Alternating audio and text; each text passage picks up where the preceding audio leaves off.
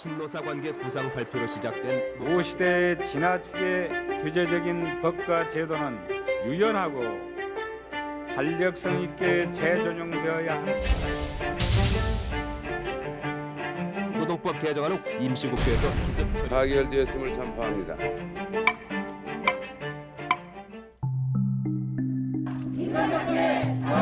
재활용이 되면 또 하고 재활용이 안 되면 그냥 버린다는 얘기죠. 아무리 억울해도 말을 못하는겨. 그냥 일만 했으면은 사람 대접을 못 받아도 아무 소리 않고 있죠. 벌어 먹으니까.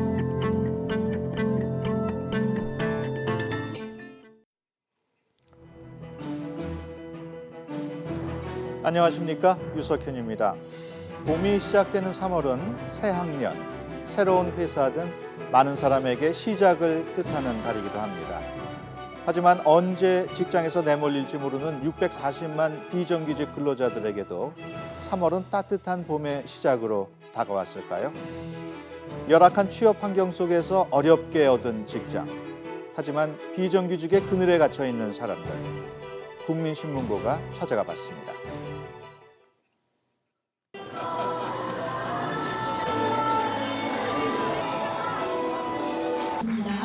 한 손에는 졸업장, 다른 한 손에는 꽃다발을 들고 한박 웃음을 짓는 학생들. 그런 학생들을 먼 발치에서 말없이 바라보는 한 남성이 있습니다. 우리는 그를 비정규직 스포츠 강사라고 부릅니다. 아이들과 한 학년을 함께했지만 졸업식장에 참석하기까지 큰 용기가 필요했습니다. 그래도 학생들을 보고 싶어서 갔지만 과연 내가 이 자리에 내가 있어야 될 자리인가? 정 씨는 실직 상태입니다. 지난해 3월 맺은 11개월의 계약 기간이 종료됐기 때문입니다. 12월 달쯤 되면은 선생님 내년에 우리 학교 다시 올 수 있어요? 다시 오세요? 라고 하면 저는 그 답변은 글쎄 너희들 봐서는 오고는 싶은데 어떻게 될지 모르겠다. 그러니까 저도 제 자체가 내일이 어떻게 될지 모르니까. 잘 지내 이제 공부 열심히 하고 열심히 하고. 업무는 동일하지만 매번 11개월씩 신규 채용 계약을 맺어야 하는 탓에 8년 동안 8장의 계약서에 서명을 했습니다. 경력을 인정받아 월급을 인상하는 것은 물론이고 1년을 채워야 받을 수 있는 퇴직금까지 원천적으로 차단된 겁니다. 26개월 된 아이를 키우는 한 가정의 가장. 아이는 물론 정규직으로 일하는 아내를 볼 때마다 미안함이 커져갑니다. 알바했다. 제가 느낄 땐 그렇게 느껴요. 본인 정규직에 받는 돈은 정당하고 비정규직에 받는 월급은 그냥 알바비 정도? 네, 그렇게 생각하는 경우도 있죠. 이게 집에 가장으로서 내설 건 진짜 내설 게 없어요. 이렇게. 초등학교 체육 수업의 질 제고와 담임교사의 체육 수업 부담 경감을 위해서 2008년도에 우리가 처음 도입했습니다만 초등학교 스포츠 강사 지원을 확대하겠습니다. 2008년 정부는 학교 체육을 활성화시키고 일자리를 창출하겠다며 초등학교 스포츠 강사 제도를 내놨습니다. 하지만 현실은 문체부는 스포츠 강사 예산을 퇴직금도 지급되지 않는 이른바 쪼개기 계약 일자리였던 겁니다. 나는 초등학교 스포츠 강사다! 쪼개기 계약이 비정규직의 한 형태로 등장하며 지난 2012년과 2015년, 2016년 등 세 차례 걸쳐 국회에서 금지 법안이 발의됐습니다. 하지만 제대로 논의조차 이루어지지 않았습니다. 반복 근로를 하는데 계속 근로 인정을 안 해갖고 퇴직금을 주지 않는 건 편법이고 꼼수거든요. 사실상에서 노동부에서 관련 부처에서 좀 이런 현실적인 그 현장의 어려움들을 받아서 입법을 해야 되는데 여기서는 이제 이것을 굳이 입법하지 않고 행정 조치로도 가능하다라는 입장으로 입법 필요성에 대해서 적극적이지가 않습니다. 이유도 알지 못한 채 하루아침에 일자리를 잃은 사람들도 있습니다. 인천교육청에서 3년간 청소 근로자로 일해온 이계순 씨. 이 씨와 동료들은 지난 연말 청천벽력 같은 일을 당했습니다.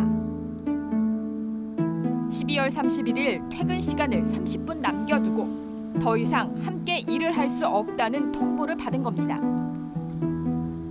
퇴근 시간 30분 전에 내려왔으니 당신들은 누구는 응? 승계 안 됐으니까 일일부터 나오지 마시오. 30분 전에 딱 그렇게 해서 하고 그 소장님 말씀 좀 하자고 그러니까 딴 데로 도망갔어요. 그러고 없어졌어요. 나오지도 않았어요. 고용 승계가 안 된 이유를 알고 싶어 인천교육청에 물었지만 자신들은 관련이 없다는 말만 돌아왔습니다. 교육청도 뭐 회사한테 뭐서 입찰해서 하니까는 이 소장은 자리 아무도 관리할 사람이 없다는 거예요. 회사도 1년만 있으면 땡이고 교육청도 뭐 자기 권한 아니까 내버려.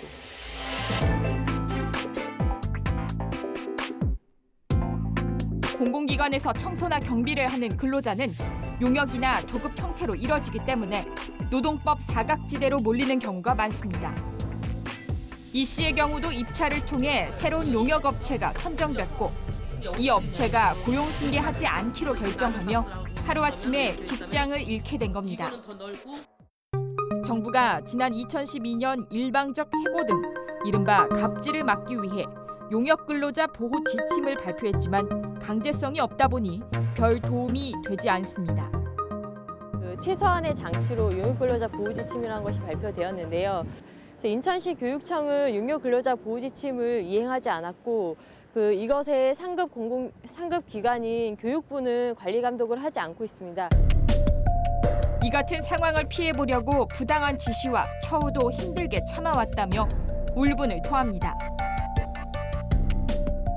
그 책 같은 거 막 올리라고 그래서 내가 제 힘으로는 무리다고 그러니까 명령이야. 그래도 거기서 어떻게 해요? 먹고 사는 게 또 대도 수는 없잖아. 서럽죠. 울었어요. 지금 얘기하려는 게 눈물이 좀 나오려고 그래 진짜로요. 에휴 억울하게 당하는 사람 많지. 여기도 억울해서 당하는 사람 많았어요. 어떻게 이순신 씨는 가슴은 병나서 병원 가서 치료했을까?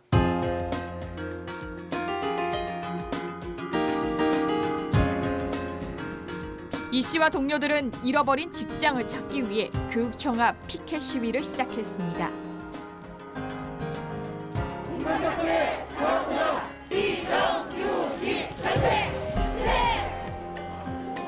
정부가 추산한 대한민국 비정규직 수는 644만 명. 2017년 3월 거리로 내몰린 이들에겐 유난히 추운 봄입니다.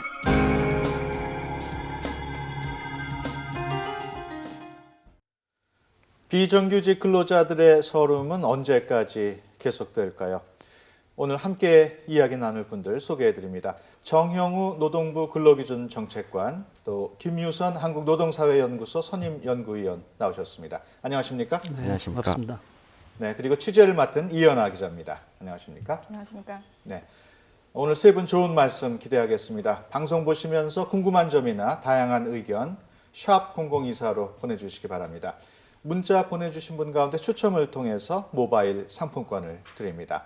여러분의 많은 참여 부탁드립니다. 앞서 영상 보셨습니다마는 관련 부처 간부로서 우리 정치학께서는 어떻게 보셨습니까? 무엇보다 매우 안타까운 심정입니다. 예. 정부도 이 같은 문제에 대해서 상당히 심각하게 인식을 하고 있고요. 그래서 이 단기간에 근로계약을 이렇게 계속 반복하는 소위 쪼개기 계약이라든지 아니면 청소 용역처럼 용역업체를 이렇게 변경하는 과정에서 고용 승계를 거부하는 이런 행위 등은 반드시 좀 고쳐져야 될 과정이라고 보고 있습니다. 그래서 전국의 근로감독관들을 통해서 아까 지침 얘기도 나왔지만 이렇게 그 쪼개기 계약이라든지 아니면 용역업체 변경 과정에서 고용 승계가 최대한 보장될 수 있도록 적극적으로 지도하고 있습니다. 예. 김 박사께서는 어떻게 보셨습니까?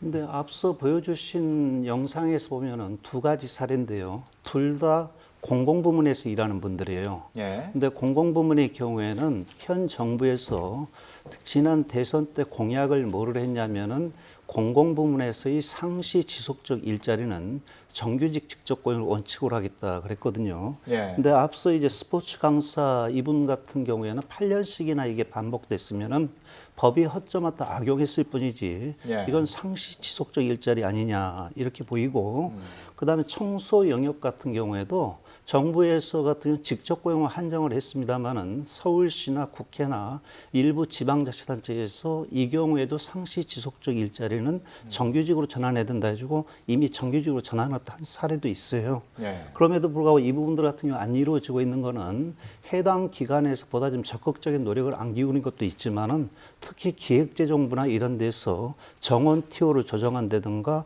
예산 인건비 갖다 반영한다든가 하는 분 기관 노력 갖다 기울이지 않은 데서 비롯된 측면이 크다 이렇게 봅니다. 예. 이현아 기자, 지금 비정규직과 관련한 사회적 문제가 심각해지고 있는데 비정규직 규모와 증가세 어떤 추이를 보이고 있습니까? 네, 저희가 한번 그에 대해서 알아봤습니다. 이 대한민국의 비정규직 근로자, 먼저 2003년입니다. 2003년 460만여 명이었지만 2008년에는요 544만 명으로 늘어났습니다. 이후 2013년에는 594만 명을 기록했고 꾸준히 증가해서 현재는 644만 명으로 집계됐습니다. 10여 년 동안 비정규직 근로자 수는 소폭 감소와 증가를 반복했지만 2003년과 비교해서 200만 명의 비정규직 근로자가 늘어난 겁니다. 다음은요, 이 정규직과 그리고 비정규직의 비중에 대해서 한번 살펴볼까요? 네, 지금 이 1,962만 7천 명의 임금 근로자가 있습니다. 이 중에서 정규직은 67.2%, 비정규직은 644만 명, 일하는 사람 중에 32.8%입니다. 즉, 이 대한민국에서 일하는 사람 3명 중 1명이 이 비정규직이라는 의미를 지니고 있습니다. 하지만요, 이 노동계는 비정규직 근로자가 이 정부 집계보다 무려 200만 명이 더 많다라고 얘기하고 있습니다. 네, 지금까지는 이 비정규직 현주소를 살펴봤는데요. 자, 그렇다면은 정 국장님, 네. 이에 대해서 이 정부는 좀 어떤 입장입니까? 예, 그 비정규직 증가는 단순히 이제 숫자만 갖고 판단할 건 아닌 것 같고요. 최근 들어서 이제 그 경제 활동을 하는 인구가 많이 늘어나고 있습니다. 그러다 보니까 임금 근로자도 더불어서 늘어나고 있고 그 늘어나는 임금 근로자가 모두 정규직이 될 수는 없는 것이 이제 사실이고요. 그래서 그 비정규직법이 시행되던 2007년에는 비정규직 비율이 35.9%였는데 작년 현재로는 32.8% 말씀 주신 것처럼 이렇게 비중은 좀 낮아진 추세를 보이고 있는데 다만 이제 최근에 문제는 조금 이렇게 약간 증가하는 추세를 보이고 있는 것이 좀 걱정스러운 현실이고요. 이게 아무래도 이제 국제 경쟁도 치열해지고 있고 또 이제 일가정 양립을 비롯한 여러 가지 일하는 문화도 바뀌면서 고용 형태도 상당히 다양해지고 있습니다. 그리고 이제 또 하나 이제 여성의 노동시장 진출이 급격히 이제 늘어나고 있습니다. 시간제 일자리로 많이 참여하고 있는 것이고요. 또 하나 우리가 좀 감안할 것이 이제 4차 산업혁명 시대에는 아무래도 이제 일하는 방식이 이제 다양해지고 또 유연화될 가능성이 굉장히 높습니다. 그래서 이 규모도 중요하지만 규모 관리도 해야 되겠지만 더 중요한 것은 이 비정규직 근로자들이 일하는 만큼 보상을 받고 또 정규직에 비교해서 차별을 받지 않도록 이렇게 관리해 나가는 것이 중요하다고 보고 있습니다. 네. 김 박사님, 노동계는 이런 상황을 어떻게 보고 있는지 궁금합니다. 예, 먼저 좀 전에 이제 정부에서 집계할 때는 비정규직 규모를 한 640만 명 해서 3명 중 1명꼴 그렇게 하고 있는데 저희가 집계할 때는 그것보다 좀 많습니다. 그래서 한 870만 명 이 정도가 나오고요. 전체 노동자의 한 45% 이렇게 나오는데 두 개의 차이는 다른 건 없어요. 똑같은 자리 가지고 똑같이 분석을 하는데 다른 건 다 같고요. 그런데 한국 사회에서 임시직이나 일용직이다 하면 대부분 다 그거는 비정규직이다 이렇게 보거든요. 근데 정부 통계에서는 임시직이나 일용직 중에 한 230만 명 가까이를 정규직으로 분류하고 있어요. 그래서 노동계에서는 그건 참 동의하기가 힘들다 해서 그분한테 비정규직으로 정리하고 있는 거 그 차이뿐이다 하는 말씀을 드리겠고요. 그다음에 아까 이제 45% 그렇게 말씀드렸는데 정부 통계도 그렇고 노동계에서 집계한 통계에도 빠지는 부분들이 있습니다. 그건 뭐냐면 현재 우리나라에도 이주 노동자들이 한 100만 명 가까이 들어와 있다 하잖아요. 그 부분들이 빠지고요. 그다음에 요즘 이제 비정규직 문제하면 사내하청 문제가 많이 거론이 되는데 사내하청 부분 같은 경우가 대부분 정규직으로 좀 잘못 분류되고 있어요.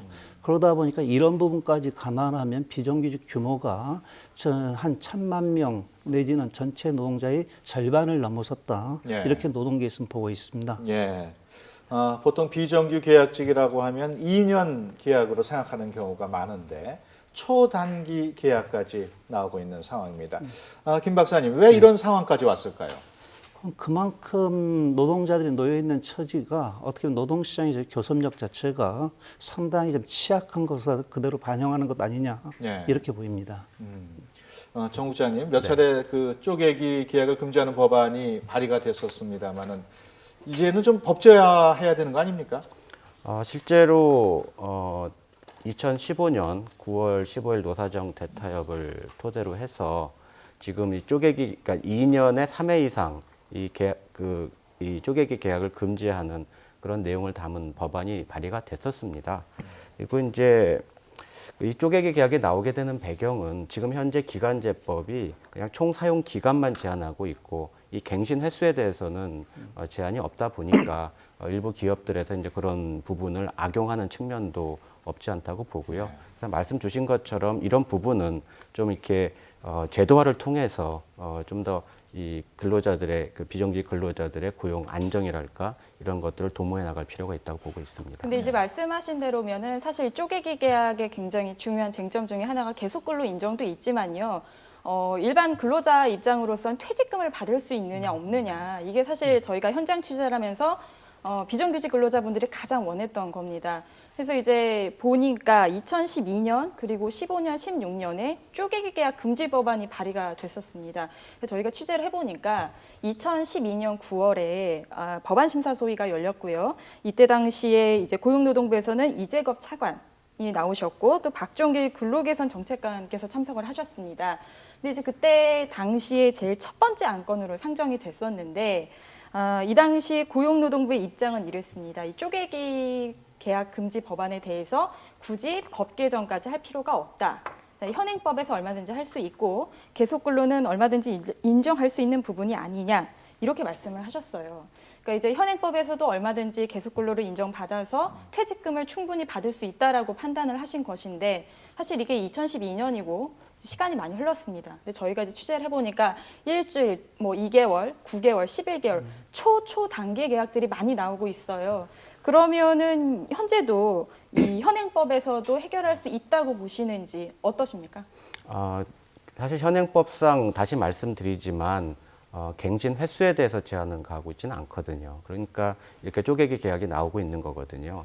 그래서 다시 말씀드리지만 노사정 간에 이제 그 여러 가지 협의를 했고 그래서 입법적으로 이거는 정리하는 게 좋겠다라고 합의가 된 겁니다. 그래서 2015년에 그 대타협 이후에 그런 내용을 담은 기간제법을 국회에 제출했었고요. 네. 그래서 이렇게 물론 행정 지도를 통해서 가능하고 또 판례는 이렇게 이 기간의 정함이 있는 계약이 이 반복 갱신되는 경우에 이 반복 갱신이 형식에 불과하다. 사실은 이 계속 근로를 시킬 그런 의향이 보인다. 여러 가지 것들을 종합해서 판단해 볼 때 그랬을 때는 이제 소위 말해서 갱신 기대권이라는 걸 인정하고 소위 말해서 2년이 넘으면 또 이 무기계약으로 간주하는 이런 그 판례 경향도 일부 있어서 그런 판례를 통해서는 어느 정도 이제 그런 해소가 가능한데 다만 이제 입법적인 해결이 더 근원적으로 문제를 푸는 방법이라고 봅니다. 그렇군요. 근데 이제 말씀하신 것은 좀 어느 정도 거시적인 차원에서 접근도 한 거라고 좀 보여집니다. 15년도에 말씀하셨던 건. 그런데 이제 저희가 조금 더 집중하는 부분은 뭐냐면 말씀하신 거시적인 정책을 해결하는 부분도 상당히 중요하지만 당장의 근로자들은 내가 퇴직금을 받을 수 있느냐 없느냐가 조금 더 직접적이거든요. 그래서 사실 이 쪼개기 계약 금지 법안 내용 중에서 퇴직금 여부가 좀 해결이 체결이 되는 내용을 담고 있는 법안이 16년에 네. 발의가 됐어요. 저희가 취재한 그 의원 대표 명의로 발의가 됐는데 여기에 대해서는 그러면 입장이 어떠십니까? 그게 이제 의원 입법 형식을 빌었지만 사실은 이제 정부 아닙니다. 예. 그래서 이제 예를 들어서 이 쪼개기 계약을 하고 이렇게 근로자를 해고하는 경우에는 그에 상응하는 이런 어떤 보상을 할 수 있도록 하는 그런 내용이 이제 담겨져 있는 거죠. 그래서 근데 이제 말씀하신 그 보상에 상응을 한다는 것이 이제 정부가 바라보는 시각과 그리고 이제 현장에서 바라보는 근로자들이 굉장히 큰 차이가 있는 게 일반적으로 쪼개 계약을 맺는 그 근로자들은 내가 퇴직금을 받을 수 있는 대상자구나 혹은 계속 근로의 대상자구나라는 생각을 못합니다. 왜냐하면 이건 굉장히 법리적 해석이거든요. 그래서 뭐 근로자들에게 따로 법률적인 교육을 시키지 않는 한 어느 정도 굉장히 법안에서 명시를 해줄 필요가 있다라는 네네. 게 현장의 목소리거든요. 예, 그래서 그래서 그 법안이 그런 내용을 담고 있었습니다. 다만 네. 국회에서 좀 논의가 제대로 활성화되지 못했고 좀 입장 차이가 있어서 법안이 그러니까 빨리 19대 법안 통과를 국회가 기다리고 있는 그런 입장이죠. 근데 19대 국회에서 이제 끝나면서 이제 자동 법안이 폐기가 됐습니다. 예, 그래서 일단 다시 한번 이제 기간제법은 지금 여러 가지 쟁점들이 나오고 있기 때문에 정부에서도 그런 여러 가지 문제점들을 반영해서 기간제법 개정안도 지금 검토하고 있습니다. 네. 이처럼 법의 빈틈을 파고든 편법과 함께 비정규직 고용 환경이 갈수록 악화되고 있습니다. 비정규직 노동자라는 이유로 겪어야 했던 극단적인 고통, 이연아 기자가 정리했습니다. 이곳은 서울 구의역입니다. 지난해 서울 메트로 스크린도어 용역업체 직원이던 19살 김모군이 숨진 곳입니다. 당시 2인 1조로 작업을 해야 한다는 기본 지침은 지켜지지 않았습니다. 바로 비정규직이었기 때문입니다. 그가 남긴 낡은 가방과 그 속에 있던 컵라면 1개, 과도한 업무에 제대로 된 식사조차 할 수 없었던 사실이 알려지며 우리는 분노했습니다. 최소한의 안정장치도 없이 위험한 작업에 내몰린 건 비단 김군만의 일일까요? 이 정규직과 비정규직 근로자의 위험 확률 분석표입니다. 모든 항목에 있어 비정규직 근로자들이 위험 확률이 더 높은 것을 확인할 수 있었습니다. 많은 전문가들은 위험의 외주화를 지적합니다. 우리 사회가 안정망을 확충하기보다는 비정규직과 하청업체 위험하고 질 낮은 일자리를 떠넘기고 있다는 겁니다. 이 비정규직의 기본권 침해도 심각한 문제입니다. 지난 2014년 중소기업 중앙회 한 계약직 여직원이 스스로 목숨을 끊었습니다.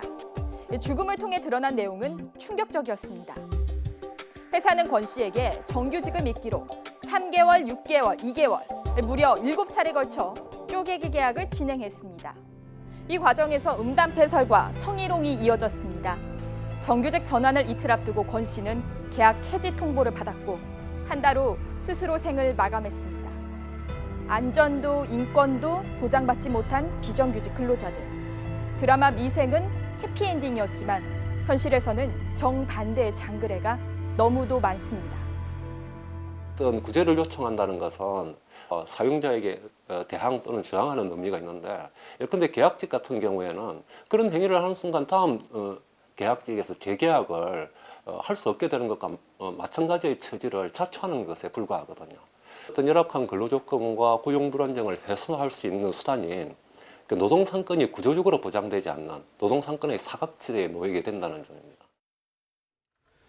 네, 모욕적인 성희롱을 당해도 또 작업 환경이 열악해도 거부하지 못하고 일터로 내몰리는 상황이 안타깝습니다.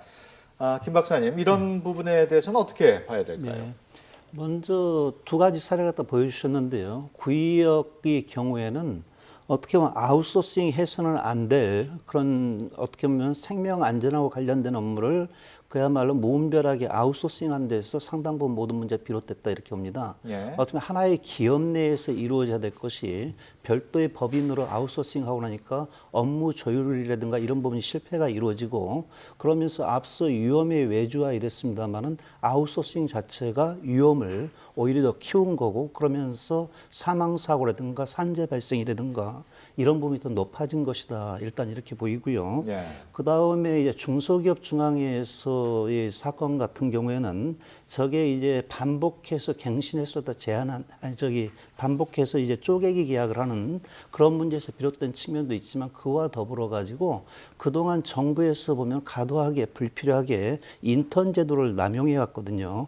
어떻게 보면 저희가 젊었을 때는 인턴하면은 대학병원의 의사들 정도만 인턴이었어요. 네. 근데 요즘은 그야말로 단순 업무까지도 전부 다 인턴이니 해가지고 이렇게 내모는데 그 같은 인턴 제도를 과도하게 남용한 건 역시 또 한 가지 원인이다 이렇게 봅니다. 네.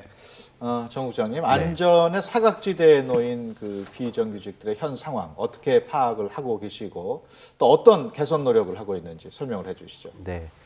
비정규직 근로자들이 종사하는 이제 업무를 좀 통계적으로 보면 기계를 뭐 조작한다든지 조립한다든지 이런 단순 노무직의 한 50% 정도가 종사하고 있고요.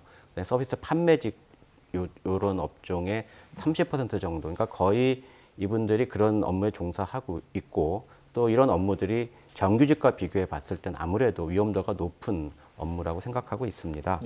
그래서 이런 문제점을 사실 해소하기 위해서 지난번에 이제 국민의 안전이나 이런 그 생명 이런 거 직결되는 업무에 대해서는 기간제라든지 파견을 쓸 수 없도록 하는 법안을 제출한 바가 있습니다. 다만 아쉽게도 이제 국회에서 통과되지는 못했지만 그래서 일단 입법적으로 이렇게 해결하기 위한 노력이 굉장히 중요하다고 보고요. 또 하나 이제 비정규직의 안전을 도모하기 위해서는 이 원청이 이 하청업체 근로자들의 안전에 대해서 좀 책임을 지도록 하는 그런 규정이 좀 제도가 필요하다고 봐서 저희가 산업안전보건법 개정안도 제출한 바가 있습니다. 또 하나는 이제 원청이 그러니까 이게 도급을 줄 때 이제 단가 후려치기라는 그런 관행이 또 계속되고 있는데 가능하면 이제 좀 제대로 이렇게 단가를 책정해서 이 하청업체에서도 좀 이 안전에 대한 투자, 뭐 이런 교육 이런 것 등을 좀 강화할 수 있도록 그런 조치가 필요하다고 봅니다. 네, 정규직에 비해서 낮은 임금을 받는 비정규직 노동자들의 임금 문제도 잠시 후에 짚어보도록 하겠습니다. 조금 전에 그 비정규직 상황 뭐 어떤 노력 말씀을 하셨습니다만 뭐 법을 올려도 계속 법은 폐기가 되고 있고 김 박사님 보시기엔 어떻습니까? 저는 일단은 있는 법부터 좀 제대로 지키기 위한 노력이 좀 필요하다 이렇게 봅니다. 그러니까 보면은 예컨대 노동부 조사에 따르면은 저기 보면은 대기업 같은 경우 10대 재벌만 놓고 봐도 사내하청이 한 40만 명 정도로 집계가 되거든요. 근데 사내하청의 경우에 상당수가 아마 현행법상 불법 파견일 것이다 이렇게 보이고 그 면에서 그 부분을 바로잡기 위한 노력이 필요하다 이렇게 보이고요. 그 다음에 이제 비정규직 노동자들의 경우에 임금의 경우에도 거의 최저임금조차 못 받는 경우가 상당히 많거든요. 지금 최저임금 미달자가 200만 명이 넘다 이렇게 나오는데 이게 대부분 비정규직일 것이다 이렇게 보이고 그 면에서 있는 법부터 좀 확실하게 지키도록 하기 위한 노력이 먼저 선행되는 것이 필요하겠다 이렇게 봅니다. 이현아 기자, 비정규직의 임금 실태 어떤 상황입니까? 네, 저희가 한번 비정규직과 비정규직 근로자의 임금 격차를 살펴보겠습니다. 준비를 했는데요. 2012년에 188만 원, 월 188만 원이었던 임금 격차가 매년 벌어지고 있습니다. 2015년에 처음으로 200만 원대를 넘어섰고요. 지난해는요, 월 215만 원으로 임금 격차가 사상 최대치를 기록했습니다. 비정규직의 근로 여건이 갈수록 열악해지고 있는 겁니다. 자, 김유선 박사님, 이런 임금 격차가 역대 최대치로 벌어졌는데요. 왜 그런 겁니까? 액수 자체는 갈수록 벌어질 수밖에 없을 거고요. 그런데 정규직 임금을 100으로 할 때 비정규직 임금의 경우에는 거의 이제 정부 집계 방식하고 저희 집계 방식하고 좀 차이는 납니다만은 저희 집계하는 방식하면 거의 50% 정도 선에서 고착화되어 있다 이렇게 보시면 될 것 같습니다. 네, 그렇군요. 근데 사실 이렇게 임금 격차가 벌어지는 것은 고용 불안 그리고 저임금에 시달리게 되고 결국엔 우리 사회에 악영향을 미친다라는 얘기는 참 많이 해왔습니다. 그래서 이제 결국엔 사회 양극화나 그리고 소비 위축 이런 식으로도 문제가 발생하고 있는데요. 정 국장님, 그러면 여기에 대해서 좀 정부는 어떤 심각성을 좀 갖고 계신지 말씀해 주시죠. 예, 말씀 주신 것처럼 이제 비정규직이 고용 불안, 낮은 임금, 이중고를 겪고 있습니다. 그래서 이게 결국은 또 사회적 비용으로 말씀 주신 것처럼 결과하게 되는데요. 이런 문제를 좀 조금이라도 해소하기 위해서는 기업에서 상시적이거나 아니면 지속적인 업무에 대해서는 가급적 정규직으로 채용하는 그런 관행을 만들어 나가는 노력이 필요하다고 보고, 이는 뭐 노와 사가 아니고 전체 국민이 함께 머리를 맞대고 좀 풀어나가야 될 건 과제라고 보고 있습니다. 네, 굉장히 좋은 말씀 주셨어요. 전 국민이 함께 머리를 맞대고 풀어나가고 기업이 어느 정도 좀 책임을 져야 된다고 말씀을 하셨는데, 그렇다면 김 박사님은 지금 이 말씀에 동의를 하시나요? 네, 동의합니다. 예. 그리고요, 일단 비정규직 문제가 당사자들에게 상당히 커다란 고통을 주는 것에 머물지 않고 사회적으로도 상당히 커다란 부정적인 폐해를 낳고 있다, 이렇게 봅니다. 그 부분은 일단 요즘 이제 저출산 문제를 많이 얘기를 합니다만은 한국 사회에서 출산을 하다 하면 일단 결혼이라도 해야 될 것 아닙니까? 그거 한데 현재 비정규직 상태로 있는 상태에서 같은 경우에는 참 앞날의 생활을 다 꾸려나가는 것조차도 참 이게 미래에 대한 그림을 갖다 그리기조차 힘든 상태에서는 결혼조차도 좀 하기가 힘들다, 이렇게 보이고, 저희가 통계상으로 봐도 임금 수준이 낮거나 고용 형태가 비정규직인 경우에는 임금 수준이 높거나 정규직인 경우에 비해서 결혼율 자체도 현저하게 차이가 나거든요. 그러면 저출산 문제도 야기하고 있다, 이렇게 보이고요. 네. 그다음에 요즘 보면 이제 소비 문제라든가 내수가 얼어붙었다, 이런 얘기도 하는데, 어떻게 보면 비정규직들 같은 경우에도 나름대로 생활할 수 있는 그런 임금이 주어져야 어떻게 보면 내수도 진작될 수도 있고 소비도 뭐 어느 정도 할 수가 있고 하면서 전체적으로 나라 경제도 좀 뒷받침될 수 있는 것 아니냐, 그렇게 봅니다. 네. 네, 이번에는 비정규직 근로자들의 희생을 통해서 경제적 이득을 극대화하려는 기업과는 달리 근로자와의 상생을 추구하는 기업 만나보겠습니다. 책임감이 강한 24살 청년 박상민 씨. 환한 웃음이 매력적인 56살 여현숙 씨. 무뚝뚝하지만 마음은 따뜻한 30살 김동현 씨. 나이와 성별, 하는 일은 모두 다르지만 이들에게는 한 가지 공통점이 있습니다. 모두 정규직입니다. 이른 아침 직원들이 하나둘씩 모여듭니다. 이들을 가장 먼저 맞이하는 사람은 회사 보안과 경비를 담당하는 직원입니다. 입사 한 달째인 신입사원 24살 박상민 씨는 친구들의 부러움을 한 몸에 받고 있습니다. 비정규직으로 채용되는 경우가 참 많은데 비정규직으로 채용되다 보니까 업무가 많이 불안정하고 언제 잘릴지도 모르는 상황인데, 정규직으로 채용됐다고 하니까 안정적인 환경에서 더 좋은 복지 환경에서 근무할 수 있다는 게 참 좋은 환경으로. 경비 일을 하는 사람의 90% 정도가 용역업체에 소속된 간접 고용직인 현실과 비교하면 선택받았다고 해도 과언이 아닙니다. 이런 근무 환경은 박 씨에게 이직이 아닌 경비 지도사 자격증 취득이라는 목표를 세우게 만들었습니다. 일단 정규직으로 일을 하다 보니까 좀 더 내가 이 회사 직원이구나라는 고취감이 있고, 그것 때문에 더 소속감이 더 많이 생성되는 것 같습니다. 제가 만약에 경비지도사를 취득하게 된다면 회사에도 앞으로 많은 도움이 될 거라고 생각합니다. 같은 시각 회사 1층에선 청소가 한창입니다. 올해로 4년째 일하고 있는 여현숙 씨의 옷은 보통의 청소 근로자 복장과 다릅니다. 다른 직원들처럼 회사 이름이 새겨진 겨울용 점퍼를 입었습니다. 근무복을 통일하면서 생긴 가장 큰 변화는 위화감이 사라지고 애사심이 더욱 커졌다는 겁니다. 비정규직도 많은데 정규직이라서 안정적이고 너무 좋은 것 같아요. 그래서 너무 더 열심히 하게 되는 것 같고 회사가 자랑스럽고 그렇습니다. 저는. 예. 안정적이니까 일단은 얼마나 가족처럼 편하게 더 열심히 하고 구석구석 더 열심히 보면서 깨끗하게 하게 되고.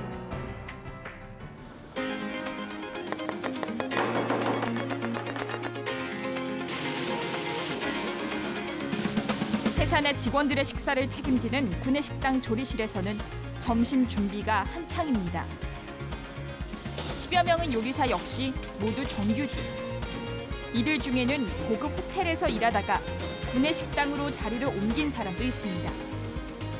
호텔에 있었을 때는 그래도 한 1년, 2년 뒤에는 이제 계약이 만료될 수도 있다는 불안감 때문에 다음 직장에 대한 걱정이 좀 많았는데 그래도 지금은 이 직장에 대해서 이제 일을 몰두할 수 있으니까. 정규직이라는 고용 안정성이 인재를 불러 모으는 역할을 톡톡히 한 겁니다. 7명의 직원으로 시작한 이 회사는 현재 900여 명으로 늘었습니다. 이들은 모두 정규직입니다. 정규직 채용은 영업과 배송, 보안과 미화, 기술 개발 등 직종 구분 없이 동일하게 적용하고 있습니다. 이 같은 방침 등이 어우러지면서 2010년 100억 원대던 매출액이 지난해 3,600억 원으로 늘어나며 급성장했습니다. 사실 저희는 출발 자체가 그랬기 때문에 같은 일을 당연히 하고 있고 회사에 기여하고 있고 가치를 만들어 가고 있는 직원들에 대해서 정규직이다 비정규직이다라고 해서 어떤 차별을 준다는 거에 대해서는 저희 회사는 상상할 수 없는 일이고요. 회사에 정말 기여하고 고객한테 기여하고 세상에 기여할 수 있는 그런 직원이라고 한다면 저는 차별을 두면 안 된다고 생각합니다.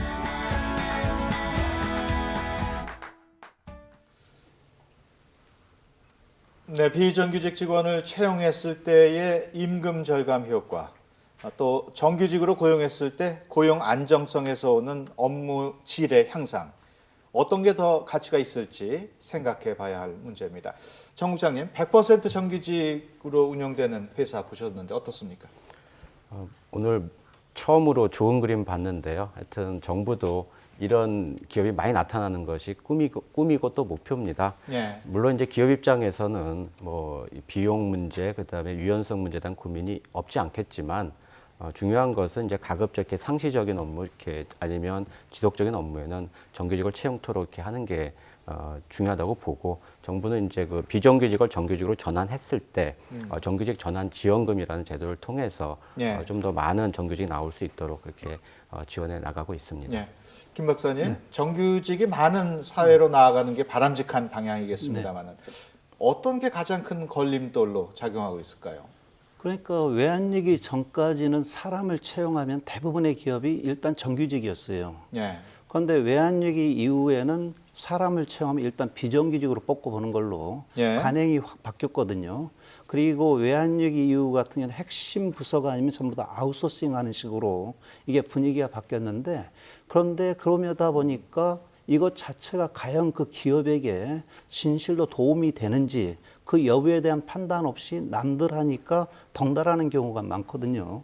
그런데 저희가 이렇게 해보면은 이 공공부문에서 간접 고용했다가 정규직 일자리를 바꾼 사례로 서울 지하철이라든가 이 경우 사례를 갖다 많이 얘기하는데 대부분의 경우에는 아웃소싱 하면은 이 비용이 절감되는 걸로 오해를 해요.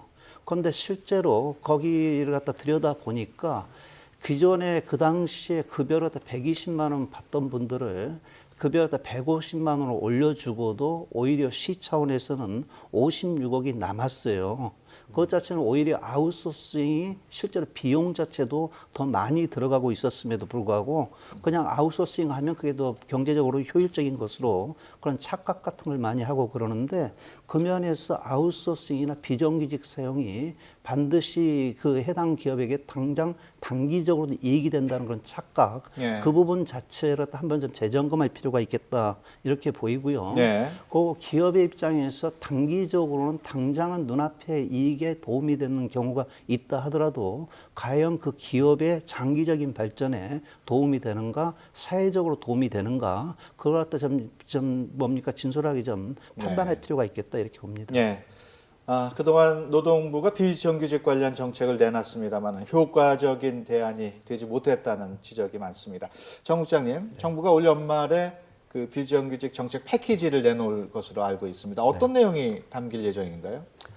저희가 이제 그동안 비정규직 정책을 시행해 왔는데 이제는 이제 좀 종합적이고 장기적인 관점에서 체계적으로 관리해 나갈 필요가 있다고 보고요. 그래서 금년 중에 이제 관리해야 될 목표를 정하고 정책 과제들을 도출해 나갈 계획입니다. 보다 구체적으로는 비정규직이 이제 비자발적인 비정규직이 많아서 이 비자발적인 비정규직을 줄이고 그다음에 양질의 시간제 일자리를 좀 많이 늘리고 그다음에 무엇보다도 정규직과 비정규직 간에 차별이 존재하기 때문에 이 현재 있는 차별 시정 제도를 보다 효과적으로 작동할 수 있도록 좀 손보는 것도 함께 검토하고 그다음에 사회보험 가입률도 높여나갈 계획입니다. 그래서 이 과정에서 관계 부처는 물론이고 노사 그리고 전문가들과 함께 이렇게 토론하면서 효과적인 대안을 마련할 계획입니다. 네, 김 박사님, 이런 새로운 정책이 실효가 있으려면 어떤 게 더 필요할까요? 그런데 조금 전에 말씀만 가지고는 새로운 정책인지 그거는 좀 더 이후에 좀 들여다봐야 판단이 가능할 것 같고요. 제가 보기에는 가장 좀 핵심적인 문제는 일단 상시 지속적인 일자리는 정규직으로 채용한다 하는 원칙, 그 부분이 좀 보다 분명히 될 필요가 있겠다 이렇게 보이고요. 그 다음에 아웃소싱이라든가 하드워크 같은 건 내보내고 나서 결국은 자기 회사 일인데 모든 문제 같은 게 하드워크 업체로 떨궈뜨리고 나 몰라라 하는 경우가 많거든요.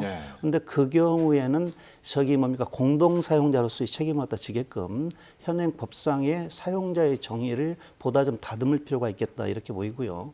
그다음에 요즘은 특수고용 형태만 노동자다 해가지고 실제로는 그 회사에 매여가지고 일을 하고 있음에도 불구하고 당신은 노동자도 아니고 자영업자다. 이렇게 치부하는 경우가 있는데 그와 같은 악용 사례를 막기 위해서는 근로자의 정의라든가 이런 부분도 좀 재점검될 필요가 있겠다 이런 생각을 합니다. 한 가지만 더 말씀을 드리면 아까 이제 양질의 시간제 일자리를 늘리겠다 했는데 그건 그동안 이제 이명박 정부 박근혜 정부에서 계속 하던 얘기예요.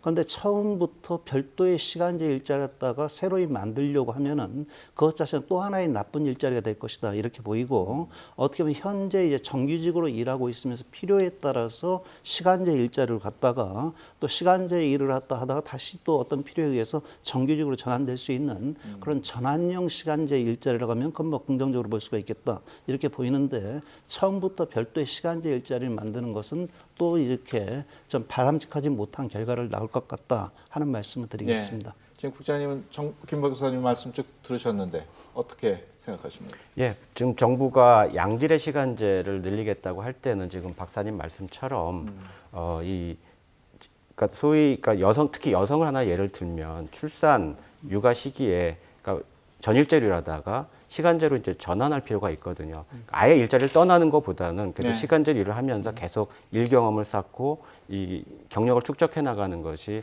도움이 된다고 보기 때문에 이 전환형 시간제 전환형 시간제가 좀 많이 확산될 수 있도록 재정 지원까지 이렇게 해 나갈 계획입니다.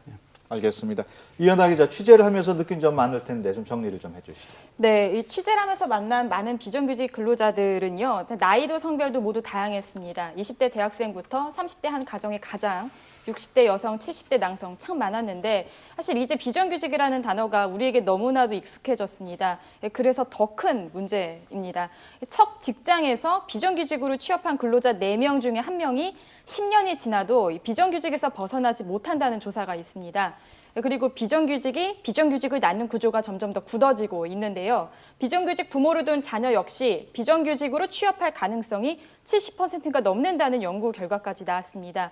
우리가 반드시 비정규직 문제를 현장의 목소리를 그대로 담아서 해결해야 하는 이유라고 생각합니다. 네, 오늘은 비정규직 실태와 대안에 관한 얘기를 나눠봤습니다. 오늘 얘기를 하다 보니까 우리 사회의 굵직굵직한 문제들이 다 비정규직 문제에서 나오는 게 아닌가 이런 생각까지 들게 됐습니다.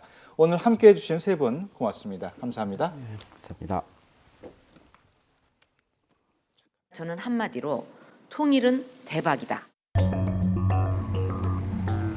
북한의 핵과 미사일 개발에 이용된 것을 막고 개성공단을 전면 중단하기로 하였습니다.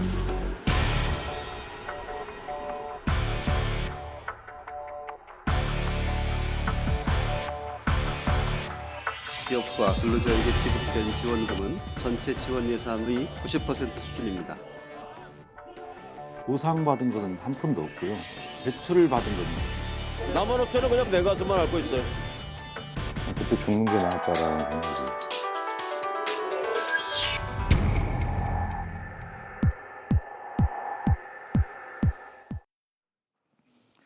우리는 소모품이 아니다.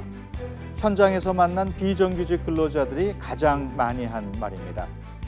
일한 만큼의 대가, 또 인격적인 대우, 그리고 노동의 가치를 인정받을 때 수백만 비정규직 근로자들이 흘리는 눈물을 닦을 수 있지 않을까요?